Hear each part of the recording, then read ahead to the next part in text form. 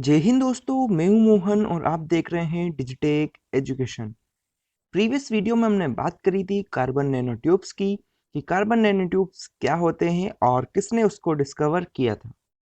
ठीक है, carbon nano tubes को हम CNTS बोलते हैं।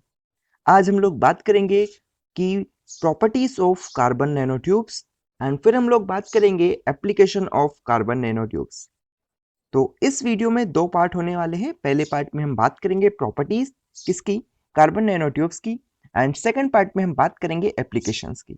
ठीक है, तो ध्यान दीजिएगा, जो प्रॉपर्टीज है कार्बन नैनोट्यूब्स की उनको हम तीन टाइप से पढ़ेंगे।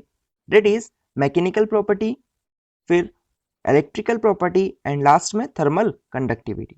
ठीक है, तो जो कार्बन नैनोट्यूब्स की जो प्रॉपर्टीज है उनको हम तीन फॉर्म में देखने वाले हैं। एक मैकेनिकल प्रॉपर्टी के फॉर्म में, दूसरा इलेक्ट्रिकल प्रॉपर्टी के फॉर्म में एंड लास्ट थर्मल कंडक्टिविटी के फॉर्म में। ठीक है, आइए स्टार्ट करते हैं वन बाय वन। सबसे पहले हम बात करेंगे मैकेनिकल प्रॉपर्टीज की। तो मैकेनिकल प्रॉपर्टीज के अंदर हम बात करें तो ध्यान देना, जो यंग्स मॉडुलस होता है हमारा कार्बन नैनोट्यूब्स का, वो हमारा 10 टाइम्स ग्रेटर देन होता है किससे, स्टील से। मान लेते हैं हम यंग्स मॉडुलस जो है YCNT का, ठीक है, ये हमारा मान 10 times Young's modulus of steel होता है।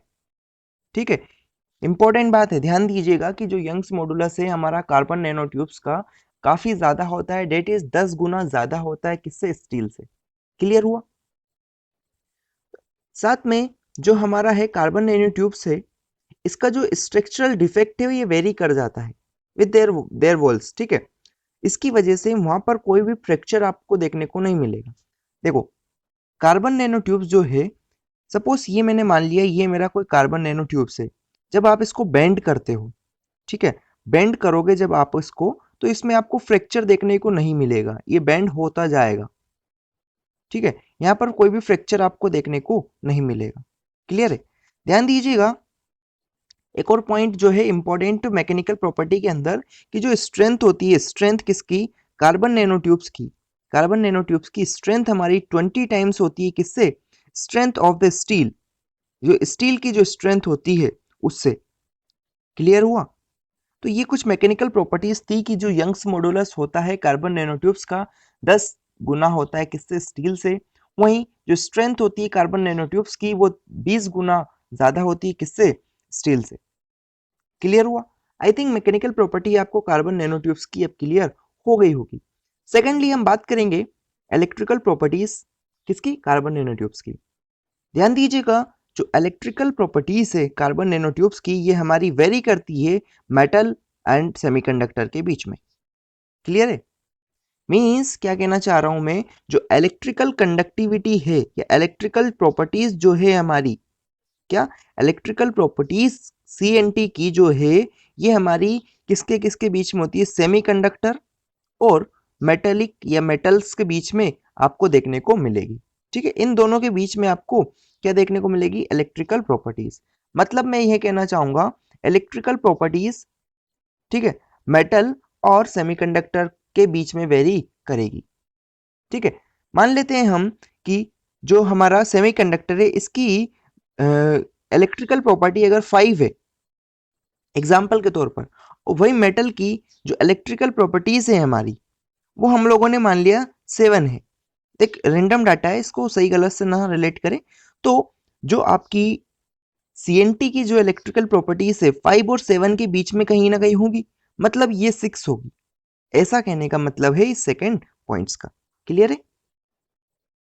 फिर बात करते हैं हम कि the very high electrical conductivity of CNT is due to minimum defect in the structure. ध्यान दीजिएगा, जो हाई इलेक्ट्रिकल कंडक्टिविटी होती है CNT की, जो कार्बन नैनोट्यूब्स होते हैं उसकी हाई इलेक्ट्रिकल कंडक्टिविटी होती है, वो हमारी होती है क्योंकि जो इसका स्ट्रक्चर है CNT का, कार्बन नैनोट्यूब्स का जो स्ट्रक्चर होता है उसके अंदर मिनिमम डिफेक्ट्स आपको देखने को मिलेंगे।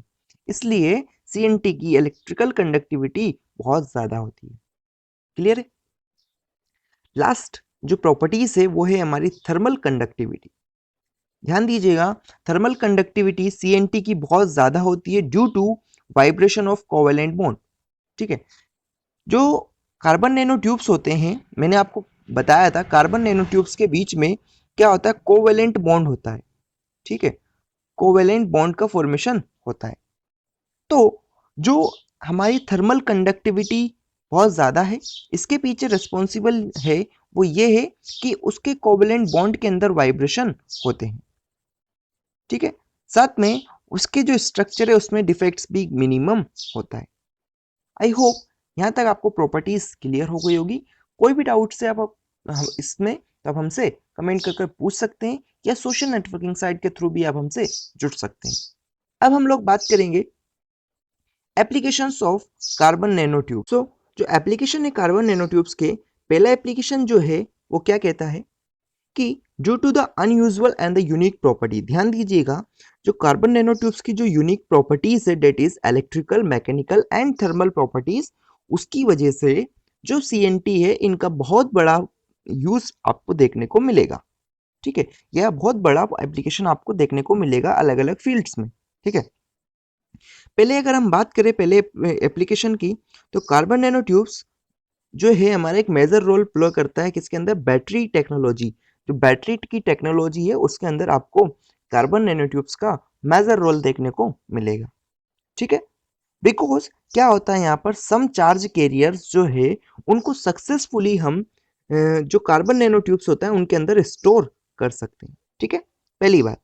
दूसरा जो एप्लीकेशन है वो क्या है कि मल्टी वोल्ट सीएनटीज, जो multi volt carbon nano tubes होते हैं उनका यूज हम स्टोरेज डिवाइस की तरह कर सकते हैं। और क्या स्टोर करने के लिए, हाइड्रोजन गैस को स्टोर करने के लिए हम उसका यूज कर सकते हैं, ठीक है। क्या बोला गया है कि multi volt carbon nano tubes हम एज ए स्टोरेज डिवाइस की तरह यूज कर सकते हैं, जिसमें हम हाइड्रोजन गैस को स्टोर करने के लिए यूज लेते हैं, किसके अंदर, फ्यूल गैसेस के अंदर, फ्यूल सेल्स के अंदर, ऑलराइट। एंड उसके बाद में जो एप्लीकेशन है वो क्या है, C N Ts are used as a catalyst. देखो कार्बन नैनो ट्यूब से उनका यूज हम कैटलिस्ट की तरह भी कर सकते हैं।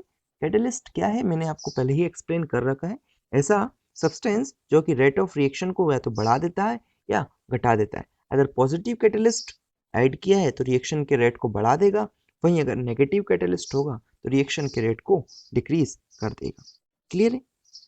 एंड लास्ट में क्या है, सीएनटी का यूज हम ड्रग डिलीवरी के लिए भी कर सकते हैं, किसके अंदर, बॉडी के अंदर। कैसे, by placing drug within the tube और by attaching the dry side of the tube. देखो जो ट्यूब है, ट्यूब को आप बॉडी के अंदर रख दो और अटैच कर दो और उसका ड्राई साइड किससे कनेक्ट कर दो, आप बॉडी से कनेक्ट कर सकते हैं, ठीक है। तो ध्यान दीजिएगा, सिंपल सा पॉइंट है कि सीएनटी का यूज हम ड्रग डिलीवरी के लिए भी करते हैं बॉडी के अंदर, क्लियर है। फिर सीएनटी जो है कार्बन नैनो ट्यूब्स, इसका यूज हम लाइट वेट शील्डिंग के लिए भी कर लेते हैं। ये लाइट वेट शील्डिंग मटेरियल है, मीन्स इसमें इसका जो वजन होता है ज़्यादा नहीं होता, हल्का फुल्का होता है, और साथ में इसका हम शील्डिंग मटेरियल के तौर पर यूज़ करते हैं। कैसे, जो भी हमारे इलेक्ट्रिकल इक्विपमेंट है या इलेक्ट्रॉनिक इक्विपमेंट है उनको इलेक्ट्रोमैग्नेटिक रेडिएशन से प्रोटेक्ट करने के लिए, ठीक है। आई होप यहाँ तक चीज़ें आपको क्लियर हो गई हो। तो आज हम लोगों ने क्या बात करी, आज हमने बात करी पहले कि प्रॉपर्टीज ऑफ सीएनटीज, जो हमने देखी तीन प्रॉपर्टीज थी, mechanical, electrical and thermal conductivity. फिर हम लोगों ने बात कर ली applications of carbon nanotube. I hope आपको चीज़ें क्लियर हुई होगी। अगर वीडियो पसंद आया तो लाइक करें, शेयर करें एंड चैनल को सब्सक्राइब करें। Thank you.